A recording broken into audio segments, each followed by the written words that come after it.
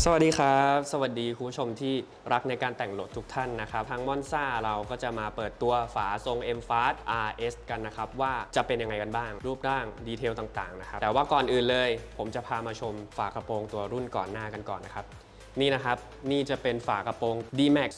2020 อันนี้ก็จะเป็นทรง H จะมีกรองลมด้วยนะครับนี่คือความพิเศษของมันนะอีกอย่างคืออิงในหลักของ Aerodynamic นั่นเองนะครับที่เป็นเอกลักษณ์ของมอนซ่าแน่นอนที่ขาดไปไม่ได้นะครับอันนี้จะเป็นโลโก้ก่อนหน้านะคือเป็นมอนซ่าช็อปนะครับผม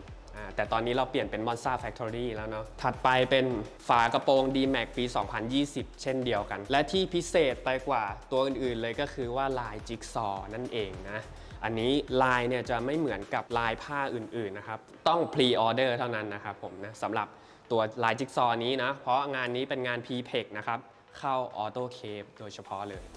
ถือว่าเป็นงานเกรดดีนะซุปเปอร์คาร์เลือกใช้กันเยอะมากนะครับเดี๋ยวเราไปดูฝากระโปรงต่อไปกันเลยนะครับ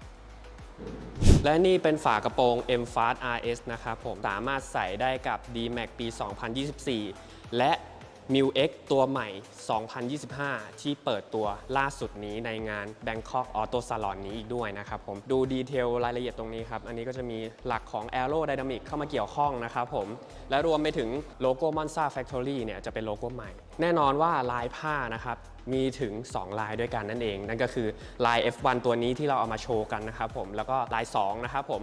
ซึ่งความแตกต่างมันแตกต่างกันยังไงลาย F1 เนี่ยจะเป็นลายตารางนะครับผมที่มีค่อนข้างที่ขนาดที่ชัดเจนนะครับผมเวลาออกแสงอะไรเงี้ยส่วนใหญ่ก็จะติดตั้งกับคู่กับรถกระบะนะครับผมก็จะทำให้รถกระบะดูมีความสวยงามมากขึ้นดูเท่แล้วก็ดูฉบเฉี่ยวมากขึ้นครับส่วนลายผ้าลาย2นะครับผมมันก็จะดูเรียบนะครับผมเพราะลายผ้านั้นมีขนาดเล็กนะครับผมแต่ว่าก็สวยงามอยู่ที่สไตล์ของแต่ละคนนะครับเลือกใช้เนาะ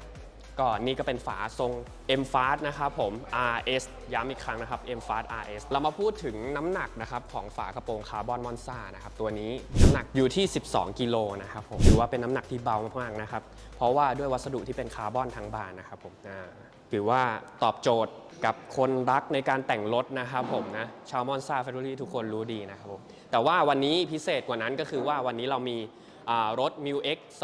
2025 มาติดตั้งที่โรงงานเราด้วยนะครับผมเราจะเอาตัวฝา M Fast เนี่ยไปติดตั้งให้ดูว่าหน้าตาจะออกมาเป็นยังไงนะครับเดี๋ยวเราไปชมกันเลยครับ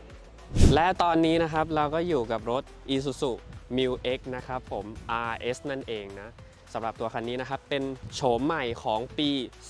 2025 เป็นรถลูกค้านะครับที่นำมาติดตั้งกับทางมอนซ่านั่นเองเนาะเดี๋ยวเราจะมาให้ชมกันว่าตัวรถติดคู่กับฝากระโปรงคาร์บอน M Fast RS ปีนี้ของเรานะครับผมจะเป็นยังไงกันบ้างเดี๋ยวเราไปชมกันเลยครับ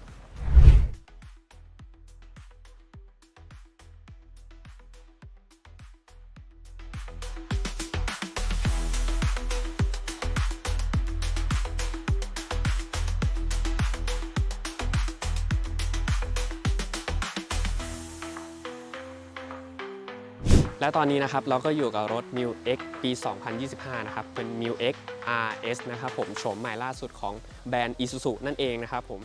และที่โดดเด่นไม่แพ้กันเลยนั่นก็คือฝากระโปรงคาร์บอนจากแบรนด์ Monza นั่นเองนะครับผมเป็นฝากระโปรงรุ่น M Fast RS เช่นเดียวกันครับและเอกลักษณ์ของฝากระโปรงรุ่นนี้นั่นก็คือด้านหน้านี้เลยนะครับผมซึ่งคำนึงในเรื่องของหลัก Aerodynamic นั่นเองที่เป็นเอกลักษณ์ของ Monza นะครับผมลายผ้านะครับผม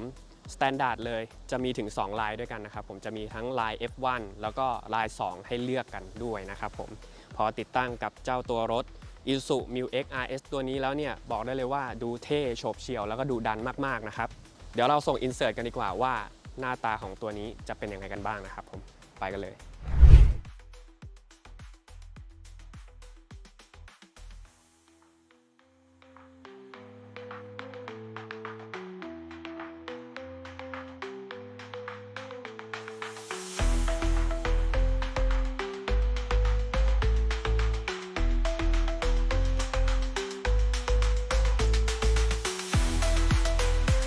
ครับผมแล้วสำหรับใครที่สนใจฝากระโปรงแบรนด์มอนซ่าสวยๆเท่ๆแบบนี้นะครับผมก็สามารถทักเข้ามาอินบ็อกซ์ทางเพจด้านล่างที่เราแปะลิงก์ไว้ให้ได้เลยนะครับผมแบรนด์มอนซ่ากันด้วยนะครับผมสำหรับวันนี้พวกเราขอลาไปก่อนครับสวัสดีครับ